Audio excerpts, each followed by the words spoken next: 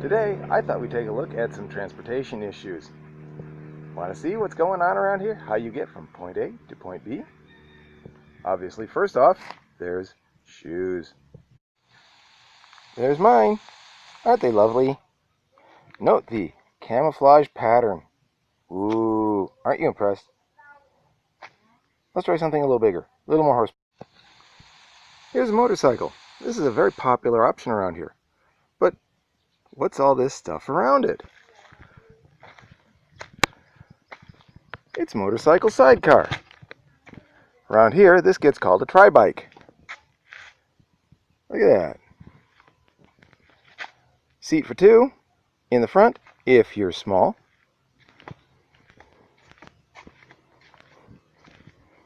Two more in the back. Plus the driver and the rider. Those are primary means of transportation around here. They're one of the most common forms of taxi service. You can get a car too, but out here in the rural areas, forget about a car taxi. It's going to be motorcycle taxi, nothing else. I have seen those things also set up for cargo, and the amount of cargo they put on those poor little motorcycles and the powertrain is just insane. The worst I ever saw was about 1,100 pounds of rice, fresh from harvest, and the driver, of course, and his assistant. So, even if the driver and the assistant are light, that's over half a ton on a teensy little motorcycle transmission.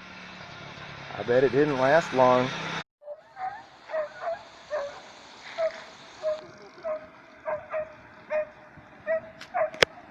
Okay, this is another form of transportation around here.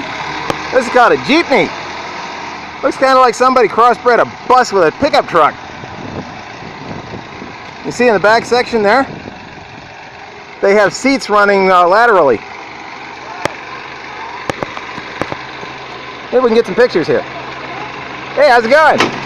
How do I get a picture? Oh yeah.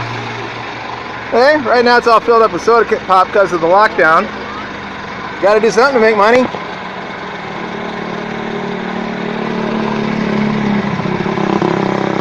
Yeah, usually these things just jam with people. Sometimes they're even on top. So that's how you get from point A to point B, when of course you don't want to walk. But what about the actual road that you're on? Do we have any local examples of some interesting improvements that have been done around here recently? Matter of fact, we have. Let's go look at one. See that bridge with all the kids on it? I want to show you where that bridge used to be.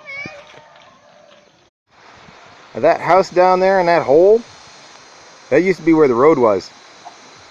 So I'd say leveling it off like this was a pretty massive improvement. Well, that was a heck of an improvement to that bridge.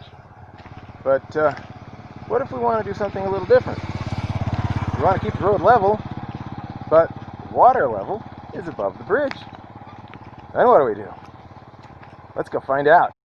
Now this is an interesting one in the interest of keeping the road level.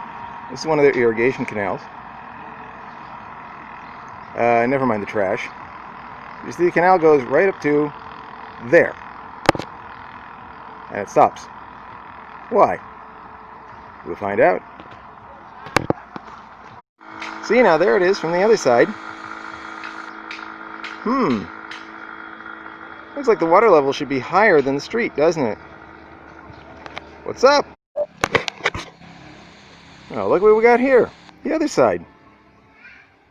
See, what happens is, instead of raising the road, they lowered the canal through a tunnel so that it wouldn't bother the road. Isn't that neat? I never heard anybody doing that before.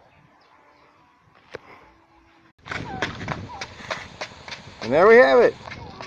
2 improvements to our local highway infrastructure. Hope you enjoyed looking at them.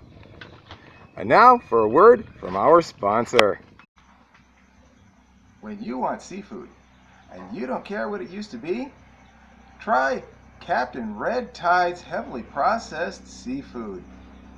Captain Red Tide spares no expense and gets the finest, largest drift nets that money can buy, all for your benefit. Then, everything he catches, he throws straight into a macerator and reduces it to a beautiful slurry, which is then cooled, cooked, and breaded. You just wait until you've tried Captain Red Tide seafood cakes, steaks, fingers, and bites. So remember the Captain Red Tide motto: Red Tide kills fish, so does Captain Red Tide. He's just a force of nature. See ya!